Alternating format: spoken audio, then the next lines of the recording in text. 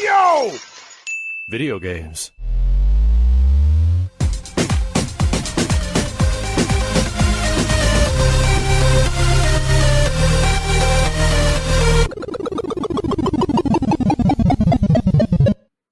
What up, dudes, and welcome back to the YoVideogames podcast. I'm Matt. And I'm Andrew. And once again, thank you to all our generous patrons who kept us going for over 400 episodes. Yeah, if you're interested in becoming a patron at any level, please check out patreon.com/YoVideogames podcast. Due to the week is Ultra 64. So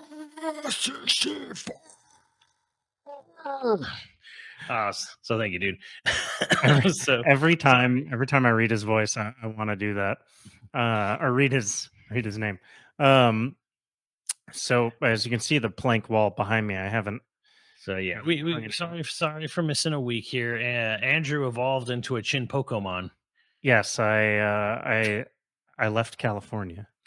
I'm somewhere else in the world now, which I will never discuss ever.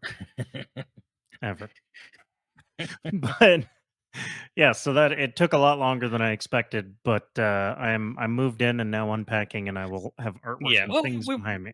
It's clear we're kind of trying to shoot for like after the Nintendo Direct, but whatever, it's not a big deal. Well, we weren't sure exactly when it was going to happen, and then it ended up happening exactly the day you said it was going to happen. Yeah, and it was just kind of like a bad time. So it's like, okay, well, but the things that I saw on the internet before I even got to watch any of it was like people were like, "Oh, here comes Nintendo, proving again that you don't need to have graphics to dominate the gaming world." Now, okay, I am going to say that there was some good stuff in the Nintendo Direct. There was legitimately some good stuff that I think. I mean, that statement is always true though, because again, like, what's the most popular games? Like Minecraft, Roblox. Yes, but I don't think Nintendo dominated. Like their Direct didn't dominate the Xbox Game Showcase this year. Xbox legitimately did good this year. Did they buy their way to the top? Yes. Like, did Xbox do well, or did all the companies they bought do well? I think Nintendo was like, because a lot of people are like, this was even better than Microsoft. I'm like, this is better than Microsoft if you're into Japanese games and Nintendo style games. It's basically like a whole different thing, right? Where like, okay, this had great announcements for kind of like one side of the game industry, and I think Xbox was very good if you're into classic PC and Xbox style things, Doom and Fable and Perfect Dark and Gears of War, etc. That Indiana Jones from Machine Games. Like, Xbox was exceptionally good for that side of gaming, and Nintendo's. I'm going to argue Nintendo's was pretty good for the Nintendo side. I wouldn't say it was like this was like a knock you out of the park. Like, this was a great, okay. Like, because I went back and I did this on stream where I was like, here, let's look at the Nintendo Switch reveal, which is a little unfair, but like, remember that's the big Switch reveal in January 2017. And it was like, here's a brand new 3D Mario. Here's a big update to Mario Kart 8. Here's a new IP like ARMS, your favorite game, 1-2 Switch. They announced No More Heroes 3, although it really was for Travis Strikes Back, but it was there. They announced Shin Megami Tensei 5. You had Nagoshi from Sega and Yakuza Games at the time come out and promise he was going to do something, which was a lie, but whatever. It was a show. You don't know. Show of good. That's a good point. Xenoblade 2 got announced. You ended with that killer Breath of the Wild trailer for a brand new big old Zelda game that was launching with the system. Brand new big old Zelda game coming this time. Splatoon 2 got announced as at the same event. So like, okay, that was Nintendo firing on all cylinders. Is the Switch reveal presentation in 2017. You cannot say, no matter how much I think of a Nintendo fan you are, how that as good as this Direct was in June, I don't think it's Nintendo firing on all cylinders. It was doing what I was very curious if they were going to do. And I think they kind of succeeded, which was, your new system's not coming out this year. How do you make your aging system viable 7 years in, and I think You they did a release a new version of the system that people wanted 5 years ago. well, they're Is not even what they doing did. that.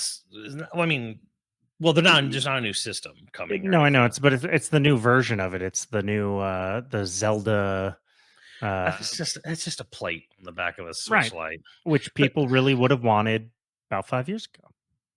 the Well, thing is, here's the thing, because a lot of people were saying like this is how Nintendo's going to boost, and I was like, they're not going to make that many of that Switch, so they're going to make like 100,000 of them.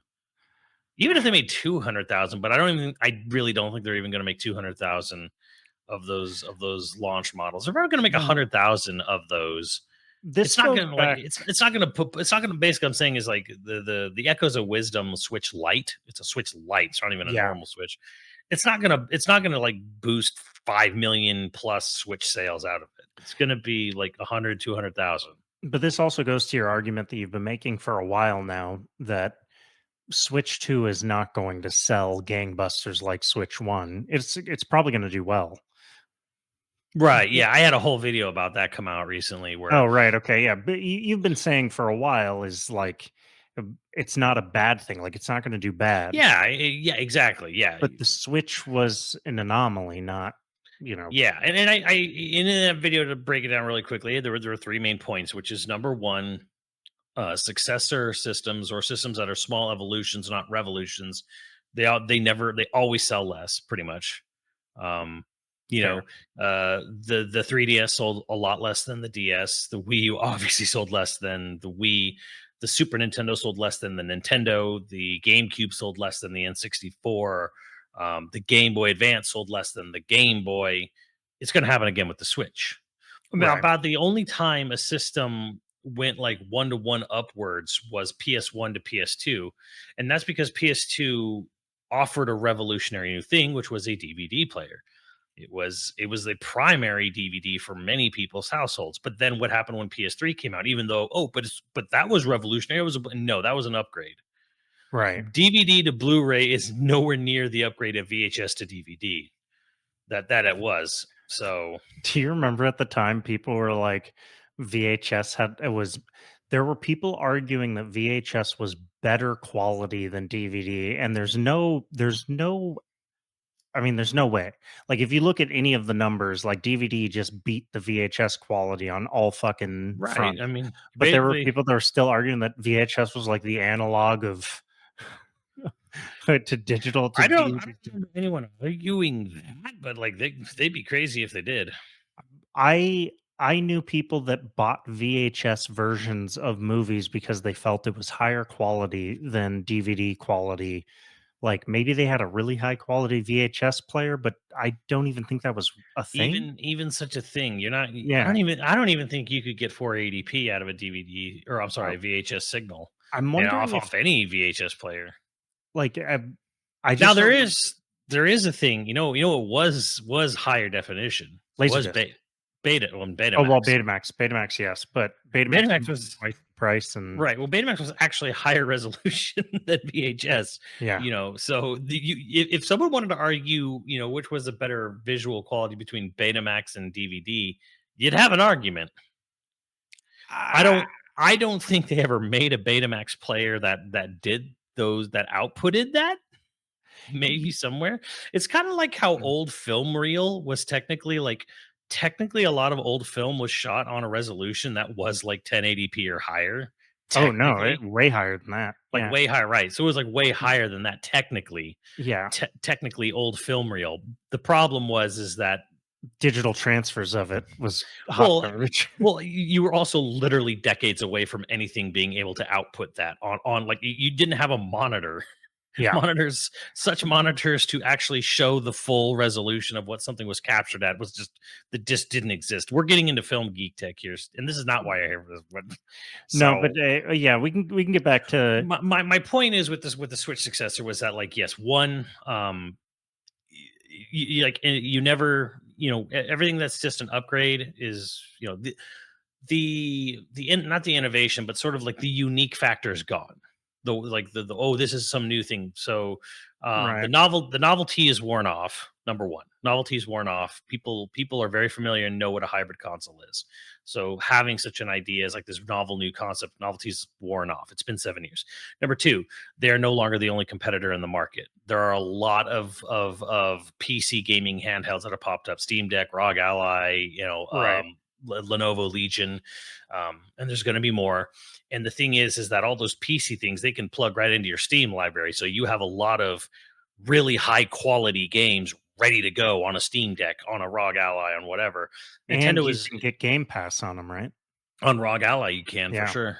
So it's like Pretty big. Nintendo is not the only person. Like they used to be the only fish in their ocean, but now the waters are murkied and bloodied a bit. Like they now have people Right. selling, for all intents and purposes, the same concept that they are selling. They are no longer the unique one there. I have this mobile hybrid device. You're not the only one who does. Number two. Number three is the Utes. The Utes of today, they kind of don't really care that much about, oh my gosh, it's a hybrid console. You could play like high quality games on the go. Well, my iPhone 14 can play RE4 Remake. And Right. more to the point, the Utes, they're playing Minecraft, they're playing Roblox, they're playing, you They're know, happy with their Switch they're Lights. playing with they're happy with their phone. Right. Their mobile phone plays the games they want to play, whether that's Genshin, whether that's Roblox, Minecraft, whatever. They're playing Fortnite, especially. They're playing the game they want to play, and it's running just fine on their phone. So the Utes are not going to be like is as easily swayed. And all I'm saying here is that like I think the Switch is going to tap out at 150 to 160 million units, right? Right. And I think the next one will be 100 to 120, Still fucking great. which is amazing, Yeah. which is just absolutely amazing. I'm saying the next system in its lifetime will sell more than the Wii did. It I just think won't sell the Switch. there's also the COVID boost factor that like Warzone saw, right? And Right. everyone's like, Right. "Oh, I don't know why Warzone 2 isn't doing as well." Well, it's like nobody's home to play it. Everyone, you know, That's one problem. people. The other problem just being Warzone too. But Oh yeah, yeah, fair. Uh, but like the same thing happened for Switch. The Mhm. Switch got a COVID boost, Huge Animal go boost. Crossing especially. Crossing, yeah. That's not going to happen this time. I don't know whatever the fucking bird Well, flu that's happening right now or whatever. better hope it doesn't happen again. It's not. It's not because here's the thing: all of those lockdown protocols, which we know now in hindsight, were reasonable protocols done when you don't know what to fucking do. And the government has already said that. I'm not saying anything controversial. Fucking Fauci and everybody has already come out and said, like, hey, this was the standard protocol when you don't know what the fucking thing is. While yes, people had a hard time dealing with that, I think twofold. People If had a hard time following it. Let's be well, real. yeah, so if they announce it again, everybody's gonna be like, fuck you, and they're not gonna do it. Well, I'm not even arguing whether or not that's smart. I'm just saying they're not gonna do it. But Bro, Planet of the Apes is happening next time. Straight up. I wouldn't be that mad, honestly. Neither would I. Humanity sucks. I don't think. See, the thing is, I don't actually think humanity sucks. I just think we're in the end game. You know, when you've been playing a game for so long that all of the fake outs and all of the tricks are all on YouTube, and now everybody does them, and so everybody's sweaty all the fucking time. You can't just relax and play a game of COD. No, you're playing against everybody doing every fucking trick they see every big streamer doing. You know, that's capitalism right now. everybody everybody has all the tricks. It's not just people on the internet sharing tips and tricks on how to Mhm. negotiate a higher salary. It's the managers sharing tips and tricks on how to fuck you harder. Okay, Right. it is all of that is happening. Corporations are all sharing secrets. There's too much information out there now. We are in the end game where everything is sweaty. And so part of me, people are all like, oh, it could be the end of the world as we know it. And part of me is just like, it could be kind of nice. Like a little, I'm not saying like tidal waves and fires and people dying. I'm talking about just like, like I don't know, the banking system collapse and we're all fucked for a little while. maybe that would be a relief. I don't know, not for me personally, I'm doing okay, but I'm just saying it Hey, could man. be it could be Look, it could look, be the all I'm right saying kind of is thing. if every company ran themselves like In and Out and Costco, It would be we'd a lot actually better, yeah. we'd actually have a much healthier business world. That's all I'm saying. Well, You know, this is we I'm so sorry, but this is an aside where the business news the other day, this is like 2 weeks ago now, was like, oh, more and more companies, they just aren't going public. Why? And they're talking to a venture capitalist who makes all of his money based on companies going public. I wonder what his opinion is. But he's like, yeah, this is really bad. This is bad for everybody. Shareholders and going public is better for your employees, and it's better for the economy. And it's like, I don't know why Hobby Lobby and all these other companies that I are all got about super healthy right now. 10,000 people in the game industry who Right. feel differently about that. Because private companies are able to save up money and weather storms and make decisions based on the health of longevity for themselves and their employees. They don't answer to a bunch of essentially sharks. And look, I own stock. I am technically a shareholder, but the interests of the shareholder is not technically the interests of the company, and it sure as shit isn't the interest of, say, the consumer or the interests of the Right. employee. So So, this was an interesting point where someone was asking about this, and I brought it up, and it relates a little bit back to Microsoft Xbox and stuff, and like why did Tango and why did Arcane Austin get shut down? And again, Bethesda for some reason, Todd Howard is getting away. No one's talking about Todd Howard, even though he absolutely had it. But here's the thing: it's more about when. Because I said, here's the craziest thing about Arcane Austin and Tango is they had just finished their games. Microsoft needed short-term gains. So they and that shut them is down because they didn't have anything ready to go. But if you flipped the script, right? If you flipped the script, right? And say Indiana Jones came out when Hi-Fi Rush did. Or say, maybe possibly even Gears of War, the new one, E-Day. Say those two games came out when Redfall and Hi-Fi Rush did, right? mhm. There was some other company that Microsoft owns. I can't remember who it was now, but it was like a well liked company within Microsoft.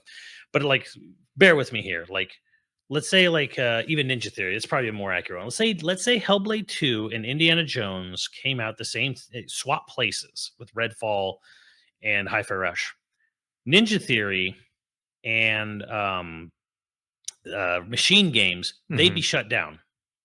They would be getting shut down from Microsoft instead of Very Tango. likely. Yeah. Instead of Tango and Arcane, because if Redfall and Hi-Fi Rush were about to come out, we're 6 months from release, right? We're 6 months from reveal, or 6 months or a year out. Those companies would stay on like, oh well, we got to keep the company going because they're about to release a product. We can't shut them down now. They literally were axed simply because their projects were finished and they were the furthest away from releasing a new game, which means that they were the ones to get gutted. They literally got gutted simply because of when their game came out. And the exact same axe would have fallen on another Microsoft developer if they weren't 6 months to a year from releasing a new product. But the only other aside I'm going to go down is the guy responsible for all these like short term gains being at the forefront, like the CEO that started all. He was the CEO of GE. He started at the bottom in an entry level job in GE, worked his way up, and as he got higher up, kept closing the door behind him and changing things to get more and more short term gains.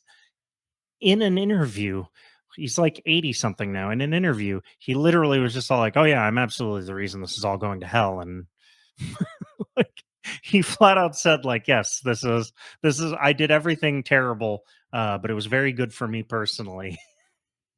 Like he said it. He said and eh, it seems like that's happening a lot recently. I'm not going to go into any Yeah. more controversy, but people Well, people it's been just saying the same. it's just the fact that it's like, yes, like these closures are happening because they're the furthest away from a release product. They don't care. It has almost nothing to do with how beloved that game is or isn't, because Doesn't as we even have to do with the performance of the game. right, as we even saw with Nintendo, if a main developer of a franchise shuts down, they'll find, and if they want to keep that franchise going, they'll find someone else. Yeah. Which pivots us right back to the start of the Nintendo Direct, which was Mario and Luigi Brothership. Yeah. So years ago, the Mario and Luigi series started on Game Boy Advance, went all the way to 3DS, was always made by Alpha Dream, Mhm. which was some ex Square Enix, just random assortment of people, including the person who I believe started Mario RPG at Square or directed the first one, I think. Anyways, they had a string of bad luck years. They released a remake of a Mario and Luigi game. I think it was Bowser's Inside Story on the 3DS after the Switch launched, and of course nobody bought it. Um, and then they went bankrupt a year later. So like their last two games was like a remake of the first and like the third, or like first and third Mario and Luigi games. Those were the last two games they made, and the one before that was a sort of lukewarm received Mario and Luigi crossover called Paper Jam. So they kind of had like a string of like years, right? Where Which they survived pretty long. That's so yeah, they had a crossover, didn't do well. Then they did a remake, and then they did another remake, but the other remake was so late into the 3DS life, nobody really cared. So they filed for bankruptcy. Nintendo let them die. They just let Alpha Dream die. They didn't care. Like it's people seemed really disheartened, and it was like, wow, why would they do it? I'm like, because it was a corporation and they don't care. And now some people, of course, the defenders, they announced a new game, and Nintendo said, well, some of the former staffers who worked on the series are going to be working on Brothership. And it's like, see, Nintendo was smart. They knew it was a waste of time to buy a failing company, so they just had them like go bankrupt and like apply to work for them, and they made them like, bro, that's disgusting. First of all, you should not be defending that kind of action. But point is like I was very happy to see Mario and Luigi Brothership get announced, but I was also like, who's doing this? And Nintendo, has a recent policy where they refuse to tell you who the developer of a product is or who a voice is or anything. they Like, don't want any rock stars. well, exactly, and a lot of people are a lot of so one thing, even the diehard Nintendo fans, like, I don't know why Nintendo's doing this. Why do they have a policy of like? Because they always say like, the credits will be revealed at the end of the game. Please wait till you finish the game to see blah blah blah. Like they just, and it's like you said, they don't want rock stars. Yeah. I mean, I think in their minds, one of the worst things that can happen is that you start to follow a select group of devs or a studio too closely. Mhm. They don't want what happened to Konami to happen to them. Which is funny Um, because they have the highest retention rate of any company in Japan, yet they're paranoid as hell about it. Uh, there's a lot of things that Nintendo does that I think is good and smart, but I do think that there is a corporate culture. I mean, not to say like, oh, American corporate culture is good. But like Japanese corporate culture has a very, I guess, feudal is the word I'm looking for. Where like yeah, they don't want you. I know, and I swear to God, I don't even mean it like to be a insinuation about Japanese culture in general, but it is I where don't like know. It's been described as fiefdoms. Right, yeah, they don't want you to they don't want any one director or any one team to have any kind of clout for negotiation. They don't want that. Right. Because you work for the company, Right, it's the company's glory, not you yours. do not work for your own benefit, even in an artistic medium. Yeah, which is it's we've said this before where it's like um, any artistic medium, any creative medium, um, or creative field, there's a lot of corporate culture that is eked into this where they think that people are replaceable, where teams can just be rebuilt. And game development has operated that way for so long. But part of the reason why Japan dominated, and in a lot of ways they still dominate game development and like having some of the best games, period, is because Japan wasn't firing teams willy Mhm. nilly after a game came out. Yeah. The same team made that same series for years sometimes, whereas in the western game development community, as far as I know, or at least in the American, you finish project and you're done. You're cut and you go find a new project. Right. Which is how TV and film works in a lot of ways. It's very rare for like a game to it's rare to get two, rarer to get three games in a series with the exact same staff, Right. and then it almost never stays. By after three games, by the time you get to your next project, it's and this goes all the way back to like even PlayStation 1, where it's like by the time Naughty Dog got to Jack and Daxter, they had expanded and changed so much that it really wasn't the Crash Bandicoot team anymore. Right. It was more in a sense. And then by the time they got to the end of Jack 3, it was like, okay, so after Jack 3, they went to Uncharted 1, and a bunch of people jumped ship after that because they're like, well, I don't want to do this kind of game. It's like the Right. people doing Uncharted was not. You mean the founder or the co-founder, Jason Rubin, had left Naughty Dog by the time you got to Uncharted. You get to Uncharted 1 or whatever. So it's like, or maybe it was right after. But the point is that like, you know, by wherever you are now, it's like the same team is not sitting there just making the same game over and over and over again.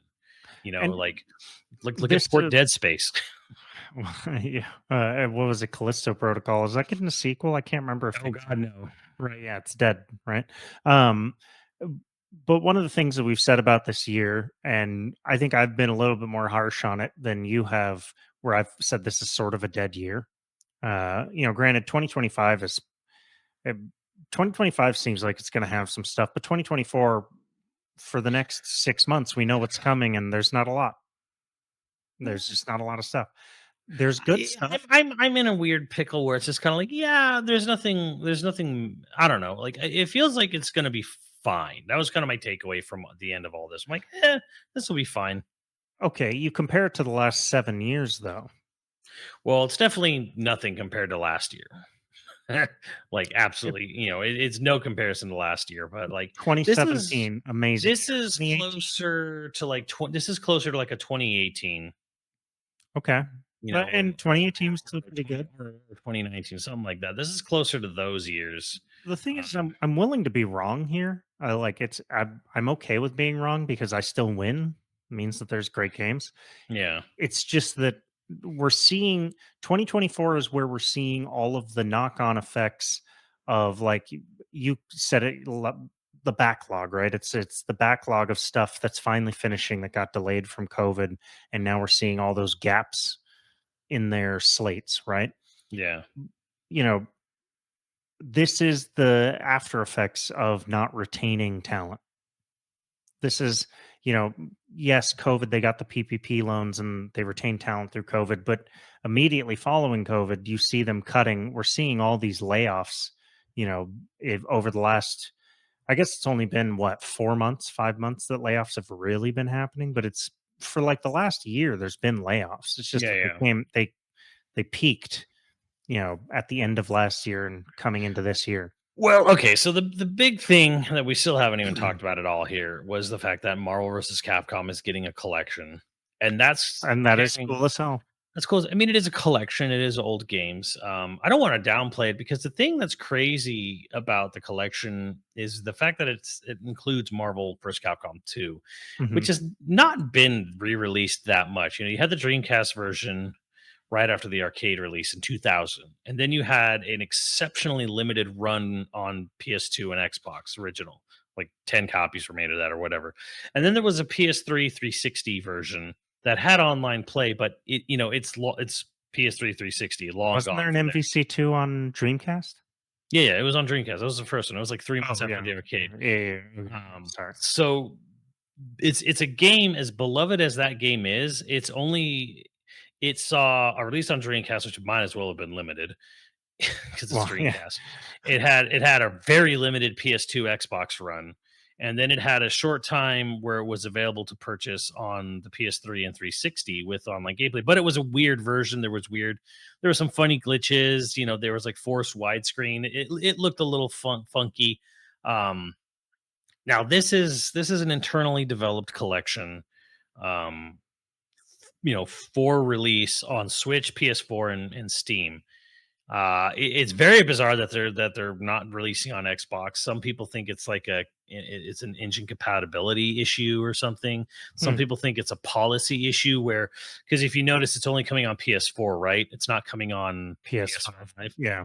And Microsoft has like some weird policy about if you're gonna offer it on the Xbox One and Series X and S, it has to have some sort of marked improvement if you're gonna have like it on.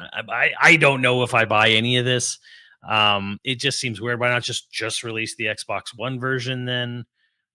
Maybe the idea is that like, well, they wanted to release physical copies on console, but Microsoft basically said you can't release, a physical for Xbox One only now. Nobody carries Xbox One only discs. It needs to be Xbox Series S and X. I don't know. I don't know the issue. It sounds petty. I don't know why Microsoft isn't like on the phone yesterday, saying, "Where's our version? What the hell?" Maybe Or Microsoft. they were, and they were told to get fucked. Yeah, maybe it has something to do with the fact that Microsoft wants it on Game Pass and Capcom doesn't want to put it on Game Pass right now. So Microsoft will be like, we'll wait, and then 6, 9 months after it releases on the systems, they'll release a version on Game Pass. That's my big brain there. Where like Microsoft is like, I don't really want to compete necessarily with the PlayStation PC crowd for Marvel's Capcom, but I want it on Game Pass, but they don't want to release it on Game Pass. They want to make full money off it, right? So maybe it's something that just comes to Game Pass later. Maybe it's a staggered release in that sense. It's the only thing I could see Well, happening there. yeah, and Capcom knows they're going to make money off of this. That's the thing too, because like they have a game coming out next month called Path of the Goddess, and it's just this really weird, super weird tower defense Pikmin esque Japanese action game. Yeah. And nobody's going to play it, but it is on Game Pass, day one on Game Pass, just like Exo Primal was day one on Game Pass from Capcom. But so I think Capcom is like, we're not going to sell copies of these games, but on Game Pass, people will check it out, so we'll get some money from that. Um, I always Marvel's wonder. Capcom Yeah. is like, we need to make 40% of the revenue has to go to Marvel, so we need to sell copies. Well, but Marvel versus Capcom, like that's an old contract, right? It might not be the same. Oh well, this one's a brand new contract because this is technically a brand new SKU. Oh, you What think so? You don't. You Oh, don't. I know. So, like, Okay. whatever contract for a Marvel versus Capcom, say 2 on the old systems, that expired, and the game was delisted. So that contract's old and dead. Because technically this is a collection that is different. So it's got 7 games on it. It's got Coda, Marvel Superheroes, X Men vs Street Fighter, Street Fighter, Marvel Capcom 1, Marvel Capcom 2, and Punisher for shits and giggles, I guess. Yeah. But yeah, so it's got like 7 games, and they all have online. It's a very big deal for people into fighting games, and it's very cool that they're not, because but if you remember, like when they did Marvel versus Capcom Origins way back in the day, and it only had 2 games. I think it was Marvel Superheroes and MVC One, Right. and that's what Retro Assist Me was got all its reason for existing, got funded from that. Right. Um, so, uh, but it was just 2 games back in the day. So this is 7. This is all 7 of the original run, and it's like all 6 of the original and Punisher. So we're getting the band back together. We're finally gonna do a Punisher. Yeah. Fucking assist me. I've seen some weird takes where people are like Capcom is like sabotaging this, not putting on PS5. I'm like, it's what? I mean, it's on the PS4. You literally will go onto the PSN store on your PlayStation 5 and it'll be right there, and you will click download and it will play. Like I actually think it's smart in a way to just be like, yeah, no, well, let's not have a separate SKU. It's just on PS4 and just plays through backwards compatibility. Uh, Well, I that mean, it. more people isn't PS4 still owned by more people than PS5? Oh, PS5 absolutely. sold a lot, but it's not like Yeah, absolutely. anywhere near Here, PS4. here's So here's the funny thing. This came out from Sony's own mouth about a month or 2 ago. Half half of their daily logins are from PS4s. that's right. Yeah. So, yeah, Not a but good console generation. Oh no, this is terrible. This is terrible. But here's the thing, and I've told people this. I'm like, and a lot of people are smart to this. Buy the physical of this, Yeah. Oh, you know, yeah. It's gonna disappear. because this is licensed. This is licensed content. It's Marvel licensed content. It's going to disappear in like 18 months or whatever from release. Buy the physical. Buy the physical cartridge. Buy the physical disc. Do it. Get it. Just get it on Steam. Put it in your Steam library. Um, Oddly enough, it does seem like FGC is the most likely to buy physical copies of things because oh yeah, video games disappear so fast. the response I've seen has been nothing but overwhelming. Like, I'm getting 2 copies. I'm getting 3 copies. Yeah, hell yeah. Tons of people are like getting a physical and digital, which that's the smartest thing you can do, honestly. Like, I've seen like I'll get it on Steam and then I'll get a physical Switch, and I may not even open the physical Switch. Cool. Smartest thing you can do, but it's so expensive.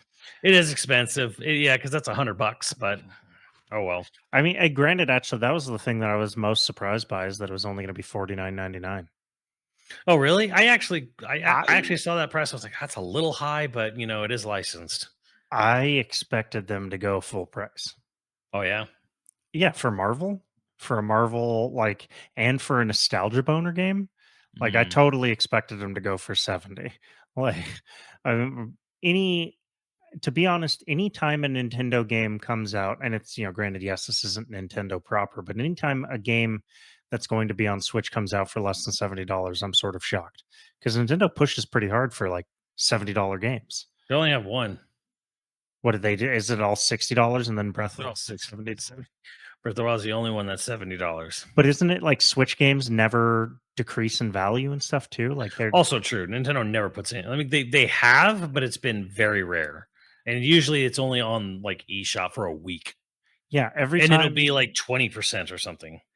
Right. So like if them coming out with a Marvel, even if it's, yes, it's Capcom technically, but them coming out $10 less than normal, like that seems so shocking to me. Not in a bad way. Like I'm happy about it, but at the same time, like, To me, I'm like, this is about 10 to $20 more than I thought it would be, but well, in 360 generation, it would have been like a $30-$40 game on the high end, period. yeah. Like, what was the platinum game that came out for 360 that was like they charged full price for it, but it should have definitely, it was like, was it the ninja? Transformers Devastation. Right, yes, Because like Korra came out for $15. right, and then And it Transformers. did really well. And then Transformers was the year later game, and they charged $50 for that and for Ninja Turtles. Yeah, it was Ninja Turtles. is what I was thinking. Even though the budget for both of those games was the same as the $15 game. Yeah. So Activision was just like, we can get away with this. Well, that's what I always expect from any game coming out on the Switch. I guess to be fair though, it's more honest to say that they don't give discounts later than to say that they charge full price. Full price is that's actually not the right way to say it, right? Because full price can $40 or $49 is full price technically. Well, it was full price like 20 years ago. Well, yes, but like, you know what I'm saying is like, if they're not like, what does a budget game cost today when I can't think of a single company that specializes in budget games anymore. Oh, Like there Game used to Mill. be. But even they still charge like $40+ for their schlock. Right. Right. So it's like 40 bucks is the budget game price. Like what was the greatest hits used to be like 20 bucks, right? Yeah. And there'd be a bin of it at your Mhm. Walmarts or your Best Buy, Well, wherever. the funny thing too is that you think about it where it's like Sonic Mania came out for $20 and like Streets of Rage 4 came out for $20. Right. And this is like a combo. This is like a combo meal, at a fast food place nowadays. It's like, Not here. it's like half a meal at Panera Bread. Well, yeah, it is just the sandwich. There's no soup. Like, I don't go there often, but I remember like a couple years ago, even pre-pandemic, I went with my roommate to Panera Bread, and I was just like, Jesus Christ. I'm like, just let me get this with, it came with like, it was like a little sandwich and like a fucking Yeah. apple. half a sandwich, an apple, and like some soup. No, It this was is. like $25. I'm like, what? Do you remember? Do you remember when Welzenbach Enders? For those of you that watch his stream, he does like the marbles and stuff. Mm, He's a community manager for them now too. yeah. Um, he moved into the fancy lofts in NoHo. He's very excited. They really loved that area, and one of the reasons they were super amped was that there was a Panera Bread downstairs under their apartment. There was a Panera Bread. That was the first time I ever had a Panera Bread, and I remember being like, "This is pretty fucking pricey for a sandwich." It was pricey before It's good. inflation, but I was like, It what was the pretty good at the time. I don't know. and then they introduced lemonade that kills people. Hell yeah, you should have stocked up on it. I had one once, and I'm like, I don't know how I'm alive because I had a large. I don't know. I like that. That seems like one of those things where it was a bad story that got hyped up in order to be like No, dude, a free. nutritionist went in there and was like, "Holy shit, what are these people doing?" Like, because Fair. he went in there and was like, "Okay, a large of this is it's like you're drinking like more than a whole pot of coffee Like of 800 caffeine." milligrams of No, caffeine it was 1,200. It's like that's why that's why like 2 or 3 people died from this thing they had. I don't know if because you've they heard were of this. weak. These people basically they went to Panera Bread and they basically had what was the equivalent of like snorting a pound of coke. Yeah, well, clearly they weren't from LA or New Their York. their heart exploded. There's Coke in the water. All right. Well, this is. I'm sorry. This is such an aside, but I saw this thing. There's some new Taylor Swift drama thing going back and forth, and Did she I break guess up again? no, it's like Dave Grohl or her fans harass Dave Grohl's daughter. I don't know. Who gives a fuck? Point is someone had posted this picture of Taylor Swift out with her boyfriend after it was like 4 in the morning, and they were like, "Oh, after her concert, she went partying with her boyfriend." So it was like, "Wow, how is she even awake after her huge performance at 4 in the morning?" And someone retweeted and was like, "Well, I can tell you how, but you're gonna get really mad at me." And it caused this whole new drama, apparently. 'Cause they're talking about coke. Well, 'Cause duh. Taylor Swift doing some coke. For all you listeners that don't know what I'm talking about, I that's how mean, she stays in think shape. about it though. You could just be like I'm asleep until like 4 in the afternoon. I wake up at 4 or 5 after in the And then afternoon. you do 3 hours of dress rehearsal and then 2 hour show and then you're out. Nah, it's cocaine and it's okay. She's a rock star. That's what they're fucking supposed to do. Okay. They're supposed to live fast and die young. It's fucked up that we have to see Gene Simmons today. Okay. He was supposed to die 50 years ago. Well, you're being kind. I would have said Keith Richards fits that bill even more. Well, I mean, yeah. How? Keith Richards is sustained purely by the STDs in his heart. Right? Like Like they've I worked look at their like way into his heart. Keith Richards and like Ringo Starkey, and you're like, I don't know how this is even Is humanly possible. fucking Mick Jagger still alive? That Yes, I dude's think still alive so. and getting laid more often than I am. Married man. He's just laying pipe. Jesus, that guy. That guy's looked 70 years old since he was 20.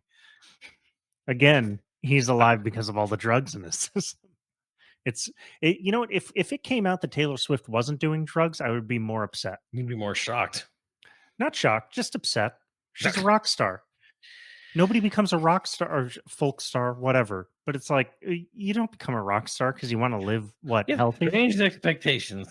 It, I'm just saying, nobody goes into that line of work thinking like, and then I'm gonna have a spinach shake later. I would go into that line of work thinking like if I can get 5 really good years, I can just like retire and never speak to a human again. It'll be And you would great. never make it because the only people that make it are the people that are like, if I can live for 5 years, okay, if I can just make it 5 years on all this just coke fueled, just mind fuckery, Look, all I'm that's who it's. saying is that celebrity world needs to be like Rick Moranis. Make your Well, money and then leave, and then who cares? Will you come back? Will you yeah, come back at my shitty sequel or prequel? No. that's why I can't be a celebrity because that's exactly like I'd make $1 million and just fucking leave, gone, like you'd never see me again. Like there'd be a random. It'd be like just seeing Gene Simmons at 100 years old buying a pack of cigarettes. Why? That'd be the next time you saw me. Be like, holy shit! Look at this dude. He looks rough, but he's 100, just grabbing cigarettes and just happy. Exactly. Uh, Speaking of being old and happy, the Switch, Andrew, yeah. had a presentation. Now I know you're probably like in the sort of I don't give a f about Mario and Luigi brothership camp. It was No, a nice. I- I thought it was a nice surprise. no, actually, I that was a nice surprise. I don't like the graphics. We've talked about not liking this graphic style for Zelda, mm. but the new Yeah. Zelda it was kind of a nice surprise where I was just like, oh well, they took to heart specifically your notes. No, they about didn't. It feels so kind of like backhanded, where it's like it's a side project.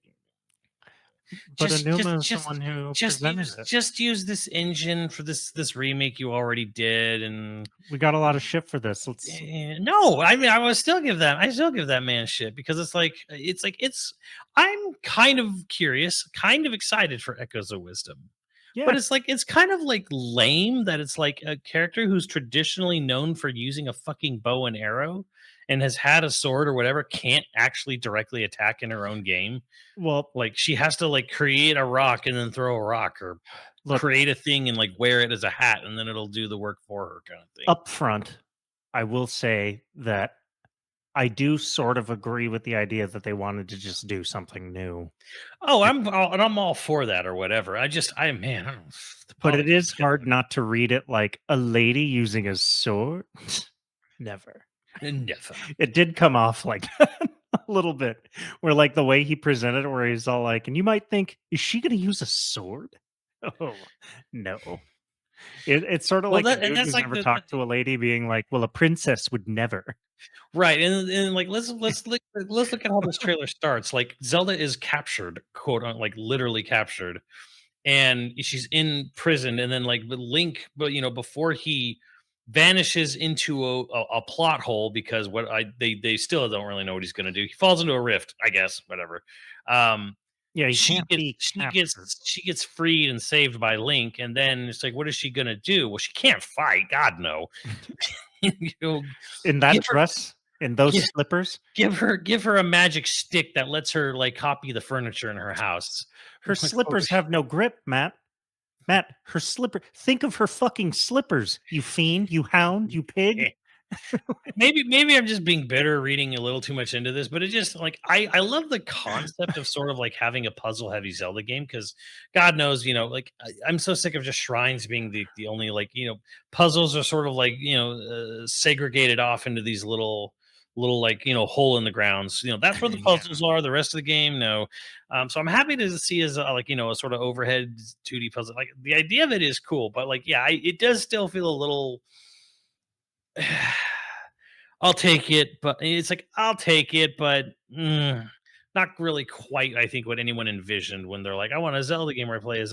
Here's the real problem: nobody fucking addresses this at all. Like, and it was in that trailer for Echoes of Wisdom. It uses the same goddamn UI system as Breath of the Wild and Tears of the Kingdom. Like when she's going to select a piece of furniture or whatever to bring up, it's like it does that soft pause and it has just the horizontal like display of all the Mm, things she can use, and you have to like scroll through it. yeah. And I'm like, oh my Jesus Christ. And then then on top of that, they say there's going to be thousands of different possible things you can use. And I'm like, and we're using horizontal scrolling one item at a time menu. What the fuck? Yeah, I don't look forward to Please that. tell me please tell me that you have a better organizational structure for selecting items in the main game. Cause like, holy dumb fuck. Like, thanks. I wonder if it's going to be context sensitive where like the things you collected in the dungeon or what's you're going to be able to use there. Be sensitive to the context. Context sensitive. You must be this old to understand that. If anybody can call out where that's from. Uh No, there was actually a lot of things like again, I don't think necessarily that they won, but like brothership Which was fun looking. By Uh, the way, though, them introducing the mature plus the N64 mature version to the which has existed already in Japan, by the way. But having there's an M rated version of the N64 online. I don't know if you saw that. That was I introduced didn't there. know. I was like, okay, this is great because this means that Conker's Bad Fur Day might actually come out on the Switch. The first two games are Turok and Perfect Dark. Yeah. Although Perfect Dark apparently has some weird emulation issues. Um, Well, yeah, and isn't it like it's Link to the Past is in there? Yeah. like the Yeah, past, pretty much. well, the one, the GBA one with Four Sword, which again, people are like, hey, Four Swords online now. I'm like, yeah, remember Four Swords Anniversary Edition came out on the 3DS and it added a ton of new levels and items. That's not the System. version we're Yeah. getting. We're just getting the old GBA one. So I'm like, everyone's like, oh, don't you want to play Four Swords? I'm like, yeah, I'd like to play Four Swords, Anniversary Edition. The one with the way more content. It's hard Nintendo. not to feel like the gaming gods heard me say I want more Turok, but at the same time, it feels like a cruel joke for this to be the Turok because I'm getting Turok, but it's not more Turok. It's just not new Turok. It's just, yeah, you can play Turok on the Switch now. Hey, it's Uh, online. Well, if we get to Turok 2 and 3 and Rage Wars, you could put that that on there. would be pretty fucking sweet. Get some cerebral bore online. Also, I don't know if this is in my head, but Metroid Prime 4 Beyond, the fucking trailer music kicked in like it tried to go for like a Doom, Hmm. like the way it kicked in. I was like, wait, are they trying to sell to the Doom? Like, what are they?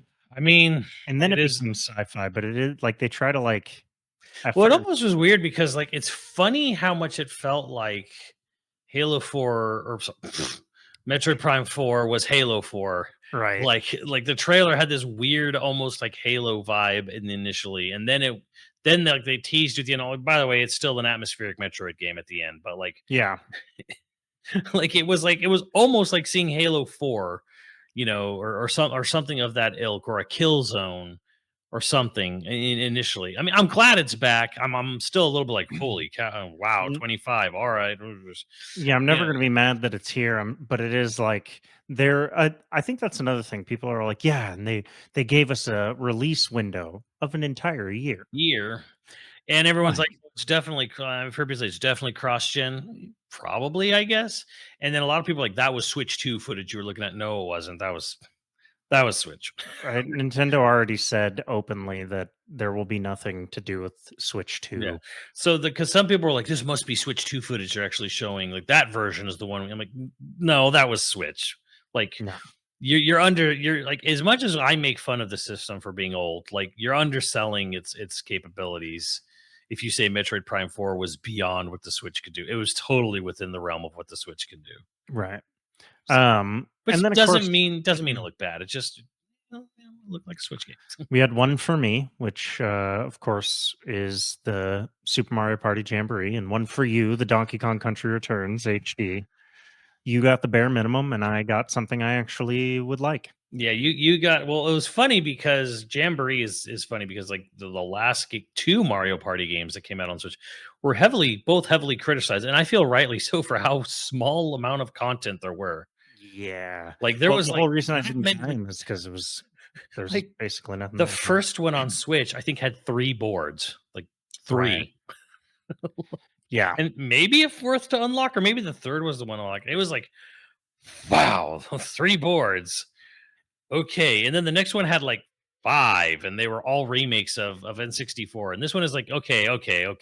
Bunch of new boards, 2 classic ones, new modes, stuff from like Mario Party 10, yada yada. Okay, the most stuffed Mario Party ever. I'm like, well, that's good. Good on For me. good on NDQ for doing that. I'm actually really excited to hear the music from the Mario's Castle in the Clouds one on Jamboree, because that's from Mario Party 1, and that was done by Mitsuda, and it sounds like a Chrono Trigger track on the N64. And I'm like, all right, so what does a remix version of this sound like? It won't be Mitsuda doing the remix, of course, but like I'm like, okay, that was like the best song to me in the N64 one. So I'm Okay. curious. I'm curious to see what it sounds like on the new one. But like, am I going to buy the game? Hell no. I'll just play Kenny's. Well, yeah, you guys got to have a rage-inducing video game stream for it. But uh, so you when I was like, "Oh, Donkey Kong Country," you got to be a little bit hard about that. You were kind of like, "Well, it's the bare minimum," but I am happy about it. Yeah, yeah. Because like, okay, so this is like the 30th anniversary year for Donkey Kong Country. And when you wanted a new one, you wanted Boy, new. well, I mean, yes, I wanted a new one, but it would have been great if we got like, like a remake of the original game or the original trilogy, like Crash, Okay, remake trilogy, or maybe just the first Donkey Kong Country, like remade, with brand new graphics and everything. And it's like, right. we're not getting any of that. we're getting a port of Donkey Kong Country Returns, from the 3DS version, sort of done by a very small publisher or small developer in Europe and Poland, I think, Forever Entertainment. Which, this is not a knock on them. It's just they're a small company. They did the Panzer Dragoon remake, which was pretty good after the patch. House of the Dead remake, which was pretty good on PC with optimized settings. They did the Front Mission remakes recently, so yeah, they're doing Donkey Kong Returns, and I think it's fine. I don't have a huge thing. A lot of people are saying like, "Wow, there's a lot of effects missing in that trailer that were in the Wii version," which, okay, yeah, maybe, whatever. Again, like, Donkey Kong Country Returns is a fine game, but like, okay, it was on the Wii and then it was on the 3DS, and now we're just getting an HD version on the Switch. To me, it's like, it's cool, but it is the most minimal effort possible Well, they it's could also do, probably the one they have the original game code for to make it easier to or progress. something. Yeah. Yeah, I mean, it's definitely it's the easiest game of all the Donkey Kong Country games you want to do something with on the Switch. It's the easiest one to do anything with. So that's probably why it's happening. And it doesn't even come out till January, which, whatever, it's cool. I'm happy, but it's also like I've beaten that game like multiple times on the Wii. So it's like, cool, I guess. Last Well, last thing that I want to talk about here is how upsetting is it that Lego Horizon looks better in terms of graphics and art style than the new Zelda? of course it does. They're basically the exact same art style, really. I mean, look, Zelda's doing its very intentional thing, which is to do this sort of like Polly Pocket, Mighty Max look to its like toy doll aesthetic. It's doing what it wants to do, but it's also like, God, I I never don't sat, know, I man. never sat there and said, I want this in my Zelda game. The thing is I don't hate it that much because I think Lego Horizon does actually look pretty good.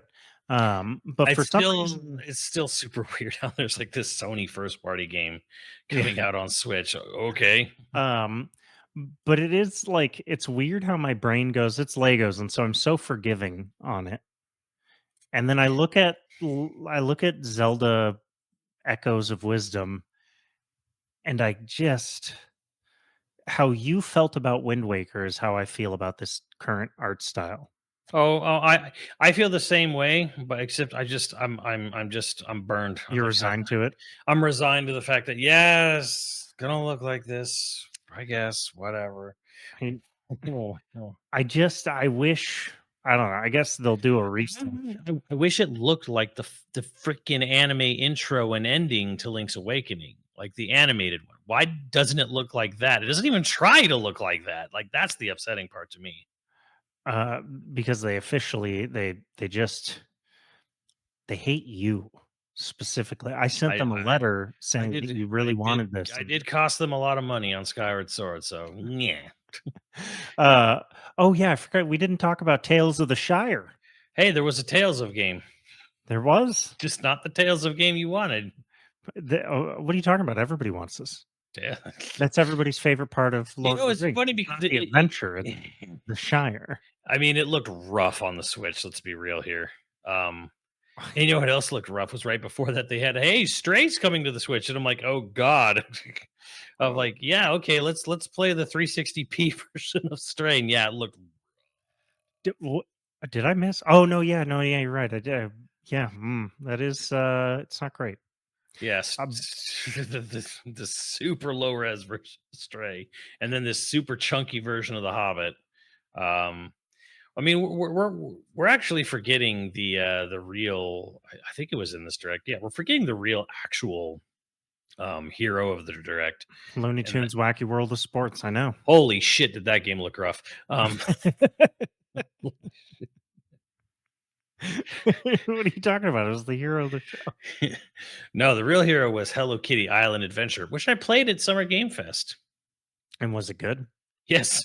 Well, not on the Switch. It ran like absolute. Well, I shouldn't be saying this, but like it ran very early build on the Switch, but it's Okay. coming. It's going to come to PC.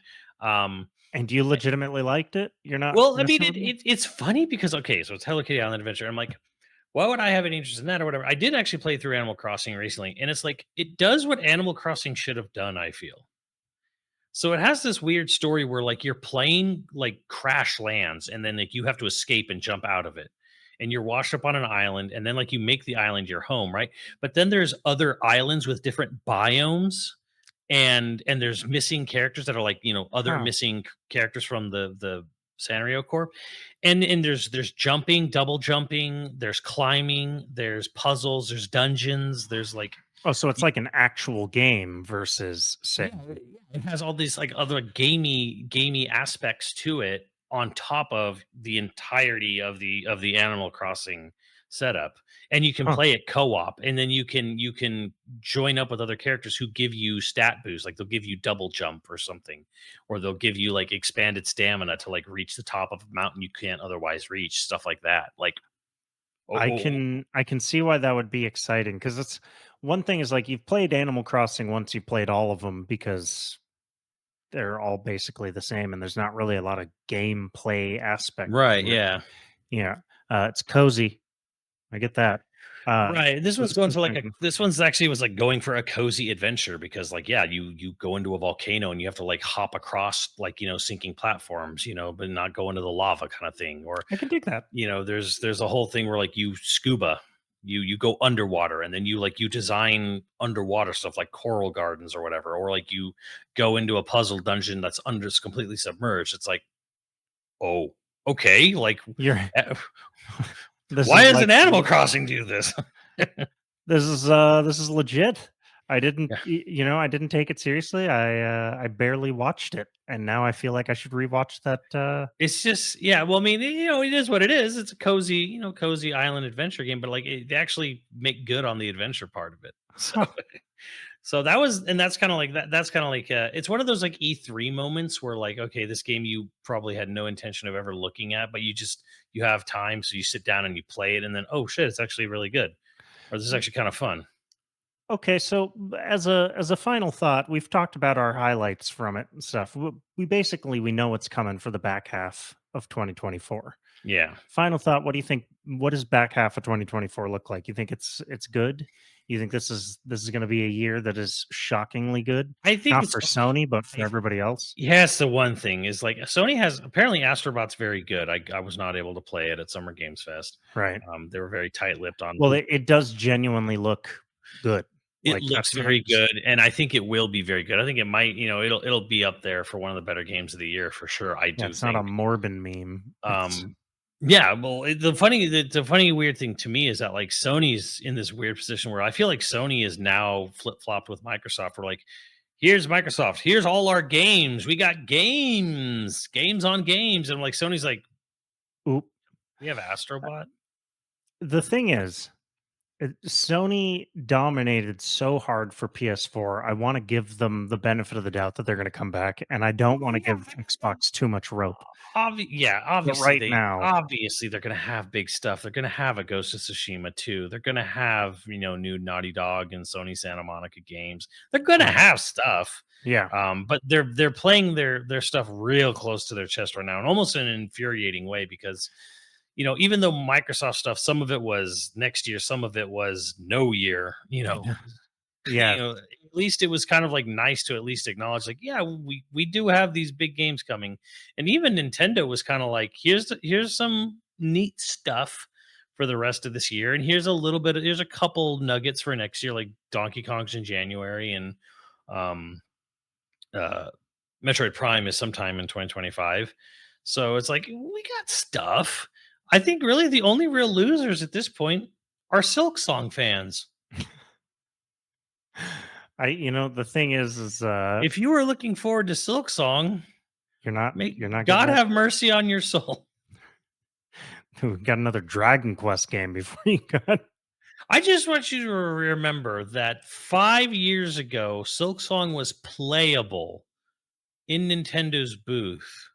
It was playable. And then some years later, Microsoft promised it would be available on day one on Game Pass within 12 months. And that was like 2 years ago or something.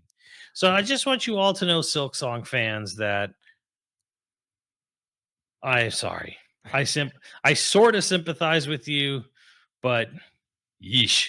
Well, I'm going to close out the episode. My last comment isn't even going to be about Nintendo. It's going to be about Beyond Good and Evil has a new release, a new version on Steam. 20th anniversary. Yeah, and the control. See, the problem with the older version that was on stream is the control scheme sucked. Right. Yeah, I remember that. Yeah. Absolute awful nuts. And apparently now this new version does not suck. So I'm buying it. It's like $20. And it's only I'm getting 20. Yeah. Yeah. And then, so that's the thing. And then are we going to get a 20th anniversary of the announcement of Beyond Good and Evil 2? No, no, it's dead. Don't, Beyond Good and Evil is a beautiful little pocket in time. No, and, for effing real. I'm trying to remember that teaser trailer where like Jade and Paige were just sitting in the desert, yes, and like Paige like snorted a bee or something. Like that was like the first teaser for Beyond Good and Evil 2. I think we're coming up on 20 years on that. You know what? I wouldn't be surprised if we got another CG trailer promising something else. More swearing monkeys. God, I hope so. God, I hope so. Yeah, overall, it's the most depressing. No, that's not true. It's not the most depressing, game series because it's not a series, but it had such promise. Beyond Good and Evil is so good, and it had real promise to have like an actual franchise, and it's dead in the water. Uh, it is deader than Skull and Bones. That's how dead it is. Well, 16 years ago is when they showed the first teaser for Beyond Good and Evil 2. And then 7 years ago was, I think, where they had the reintroduction trailer was 7 years ago. So yeah, wasn't it Michael Ansel? Ansel, yeah, did like a speech about how excited he was and how this is going to be like a new page. Where's he now? Dead. That's where he is. He died. Well, he quit the game industry. Might He's as well be. He's totally utterly dead. Don't look into it. He's a dead man. He passed away. He's on vacation. He'll be sipping martinis with Dr. Disrespect. Oh, fuck. I was going to make that joke. On that note, we've got patrons to thank. And boy, do we love you. And we will never send you DMs. Our patron of the week, our dude of the week was Ultra64. Thank you, Ultra64. And our producers for this episode are Dragon Wolf Makoto, Austinite, Zybernite, Mutt Chops Johnson, Scrunami, Kroy35, Hyperviper89, Hockey Kong 64, LCL Mayhem, and Ziggy Z. Thank you, dudes. We'll catch you next time. Later, dudes.